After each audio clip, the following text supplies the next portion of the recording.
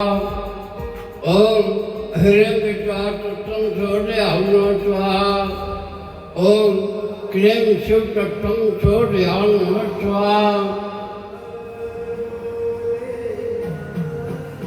ओम नमो देव्ये महादेव्ये शिवाय तत्त्वं नमः।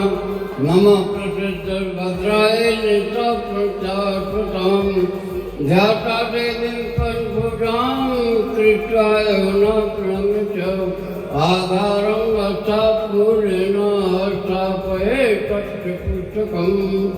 ओम सर्वेभ्यः देवेभ्यः नमः। आदरणीय श्रोतागण, भाइयों, माताओं, बहनों एवं प्रिय बच्चों, हिंदू संस्कृति में जहाँ तक है हड़ताल का तीज अपने आप में बहुत बड़ा महत्व रखता है, जिसमें समस्त शोभनीय माताएं हड़ताल का तीज का उपवास करती हैं। उपवास करने के बाद गणेश जी की स्थापना करती हैं। हड़ताल का तीज क्यों मनाई जाती है, इसके पीछे का रहस्य क्या है, और अपनी टूटी फूटी भाषाओं में आपको इसका इतिहास बताता हूँ। जैसा कि वेदों में बताया गया है कि दक्ष महान तेजस्वी था और जलचर, थलचर, नभचर समस्त जीवों पर उसका आधिपत्य था। यहाँ तक नाग किन्नर और समस्त देवता उसकी आराधना करते थे। जिंदा जी स्वर्ग जाने के लिए उसने एक यज्ञ का आवाहन किया। यज्ञ के आवाहन करने के लिए उसने समस्त देवताओं की एक सभा बुलाई। समस्त देवता उसको प्रणाम आशीर्वाद देने के लिए वहाँ उपस्थित हुए। उस समय आशुतोष भगवान भी उस मंडप में बैठे थे। समस्त देवता झुककर उनको प्रणाम किया, मगर भगवान आशुतोष खड़े नहीं हुए। यह देखकर उसको बहुत बड़ा कोप हुआ। कहा गया है, प्रभुता पाए काह मद नाहीं। प्रभुता पाने पर किसी आदमी को घमंड नहीं होता। यश्चात् वित्तं सनरः कुलीना सह पंडित श्रुतवान गुणज्ञ स एव भक्ता सत्यदर्शनीय सर्वे गुणा तां कांचनमाश्रयन्ते। राजपद मिला, वैभव पद मिला, लक्ष्मी पद मिला, सब मिला, और दक्ष प्रजापति गर्भ में डूब गया। सब देवताओं को उसने निमंत्रण दिया मगर क्रोधवश भगवान शंकर को निमंत्रण नहीं दिया। निश्चय तिथि पर सब देवता अपनी अपनी घर अर्धांगनी को लेकर आकाश मार्ग में जा रहे थे। भगवान शंकर पार्वती दोनों शिला पर बैठे हुए थे। पार्वती ने कहा कि आप लोग कहाँ जा रहे हैं? उन्होंने कहा कि दक्ष प्रजापति बहुत बड़ी यज्ञ कर रहे हैं, उस यज्ञ में हम लोगों को निमंत्रण दिया है, हम लोग जा रहे हैं। पार्वती ने कहा ठीक है आप लोग चलिए, मैं भी आ रही हूँ। भगवान शंकर से उन्होंने कहा हे नाथ, मेरे पिताजी एक यज्ञ कर रहे हैं, उसमें मैं जाने का विचार कर रही हूँ। त्रिलोकीनाथ ने कहा हे पार्वती, तुम्हारे पिताजी ने सब देवताओं को निमंत्रण दिया, मगर मुझे तो नहीं दिया है, मैं नहीं जाऊंगा। उन्होंने कहा ठीक है आप नहीं जाएंगे, लेकिन मैं तो अपने पिता के यज्ञ में जाऊंगा। उन्होंने कहा हे पार्वती, शुभ मंगल के समय में अगर माता पिता आमंत्रित नहीं कर रहे हैं तो जाना उचित नहीं है। पार्वती ने कहा कि आप जाओ या न जाओ, लेकिन मैं अपने पिता के यज्ञ में जाऊंगी। अब भागीरथ भगवान ने कहा भाई जब तुमको जाना ही है तो मैं तैयारी कर देती हूँ, मैं अच्छे ढंग से तुम्हारी तैयारी करूँगा, तुम चली जाओ।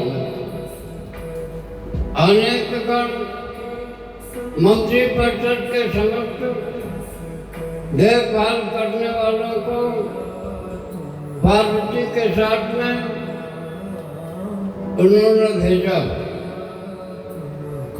पार्वती ने जब वहाँ पहुंची तब उनकी भाभी वगैरह बहन वगैरह किसी ने उनसे बात नहीं की, बल्कि उनको देखने के बाद अपना मुंह घुमा दिया।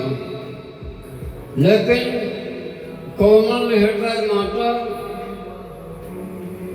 पार्वती को अपने गले से लगा लिया, नियमानुसार उसका स्वागत किया।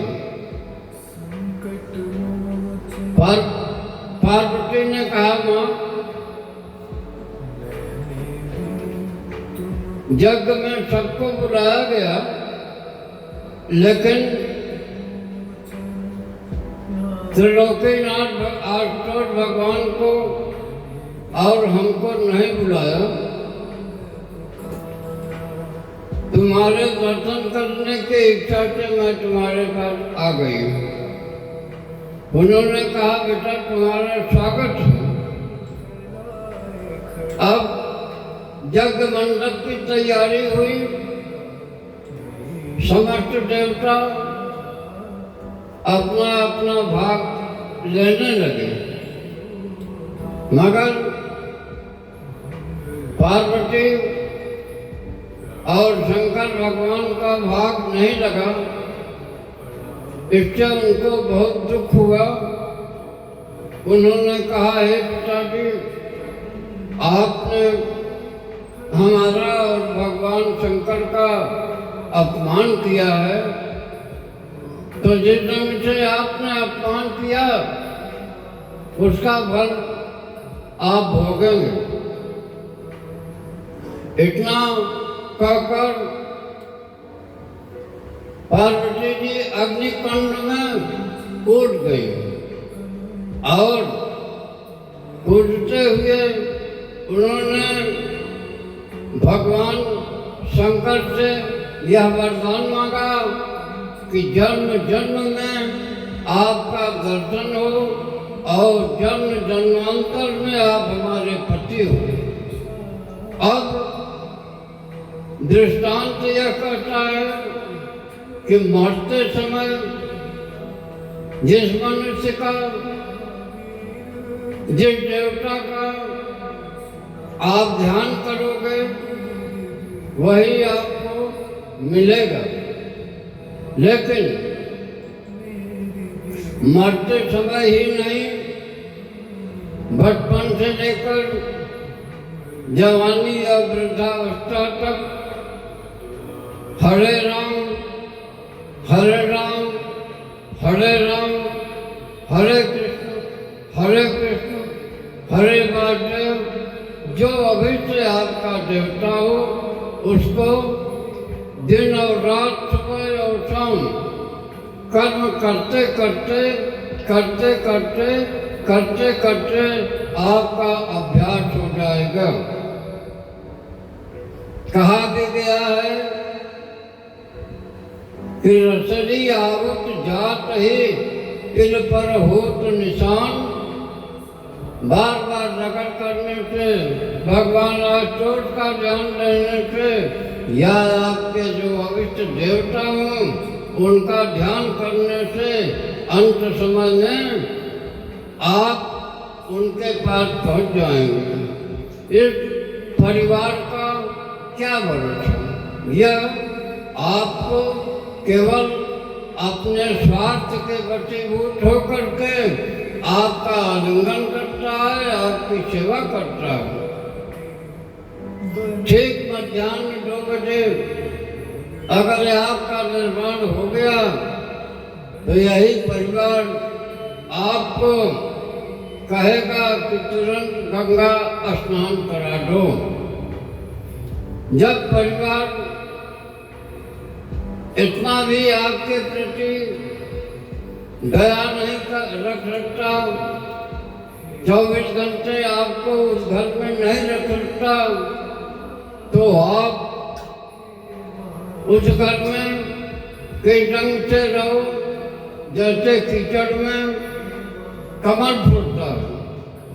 गृहस्थ आश्रम में रहो, गृहस्थ आश्रम का आश्रय लो, गृहस्थ करते रहो, मगर मेरा ध्यान करते रहो।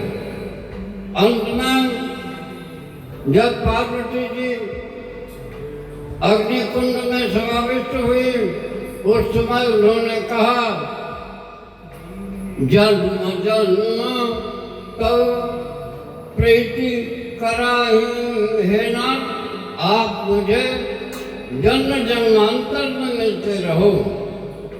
अंत में जल करके समाप्त हो गए। पार्वती के रक्षक जो गए थे उन्होंने भगवान शंकर को सब कथा आकर के सुना दिया और भगवान शंकर बहुत रुष्ट हुए। अपने गणों को भेजा कि जाकर के दक्ष प्रजापति के यज्ञ का विध्वंस कर दो। समस्त देवगण दक्ष प्रजापति के यहाँ गए और उस यज्ञ का बंटाधार कर दिया और दक्ष प्रजापति का सिर काट दिया। दक्ष प्रजापति का सिर काट दिया। इतने में मैनाक उनकी पत्नी आकर के रोने धोने लगी।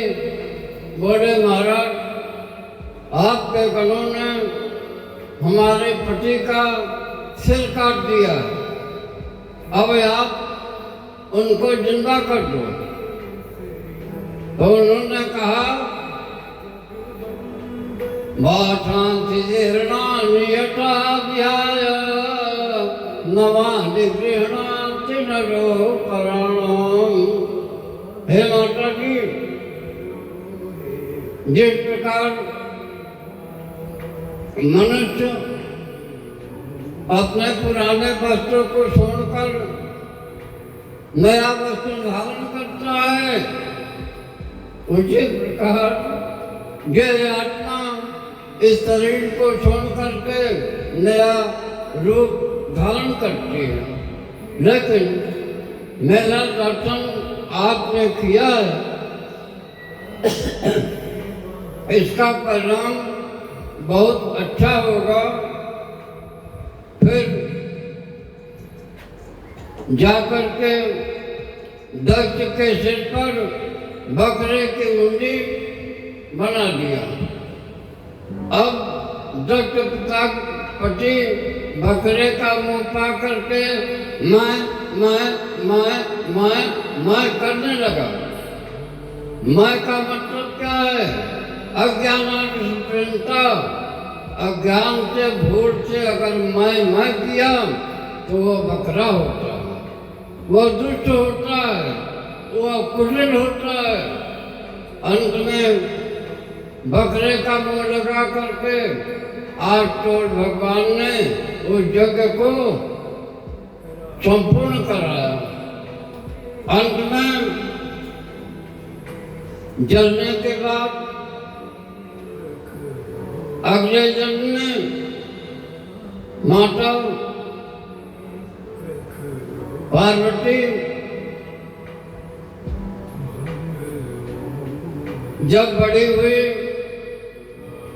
अपने पिताजी से कहा,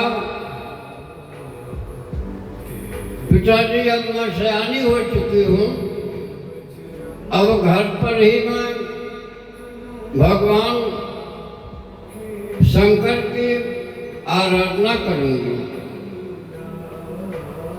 वात्सल्यवश माता पिता ने उसको आज्ञा नहीं दी। बीड़ा बजाते नारायण नारायण नारायण नारायण करते करते नारद जी आ गए। उनको बहुत अच्छे ढंग से स्वागत सत्कार किया और अपने बच्ची को ले जा करके उनसे कहा, महाराज ये मेरी लड़की है, इसको कैसा वर मिलेगा, कृपया मुझे बताइए। नारद जी हाथ देखे, उन्होंने कहा, इसका जो वर होगा वह नंगा धड़ंगा होगा, हमेशा गांजा भांग में मस्त रहेगा, उसको घर नहीं होगा, गुठान नहीं होगा, उसके माँ नहीं होंगे, उसके बाप नहीं होंगे। ऐसा पर इसके हाथ में लिखा हुआ है। पिता ने कहा, महाराज कुछ ऐसा उपाय बताओ जिसमें इसको अच्छा वर मिले, अच्छा घर मिले। तब नारद जी ने कहा, विधना ने जो लिख दिया, विधना ने जो लिख दिया, छठी रात के अंत राई घटे नतिज बढ़े, रव रव जीव निशंत। आपके हस्तरेखाओं में और आपके बच्ची की हस्तरेखाओं में सिवाय आशुतोष भगवान के अतिरिक्त कोई वर नहीं है। और बच्ची के स्वप्न में भगवान शंकर कई बार आ भी चुके हैं। अब मेरा कहना यह है, इतना सुनने पर उसकी माँ मैनाक ने कहा कि मैं बच्ची को लेकर नदी में कूद जाऊंगी, मर जाऊंगी, शादी नहीं करूंगी। महाराज जी ने बहुत प्रकार से उसको शिक्षा दिया कि भगवान आश्चर्य भावे मेट सकहि त्रिपुरारी। भाभी को मेटने वाले, अनिष्ट को निष्ट करने वाले, सब कामों को करने वाले भगवान शंकर का ध्यान करो और बच्ची को तपस्या में भेजो। उन्होंने भगवान की ऐसी बातों को सुनने के बाद पार्वती पहले ही तपस्या करने के लिए तैयार थी। कई सखियों के साथ उसको तपस्या करने के लिए पर्वत पर भेज दिए। अब तपस्या करते करते अर्पणानेक वर्णाता पाटला प्रतावती पटाम्बर परिधाना कर्म मेरी रंजनी। गिरे हुए बेलपत्र को खाने लगे। बेलपत्र खाते खाते कुछ दिन के बाद केवल हवा पीकर रहने लगे।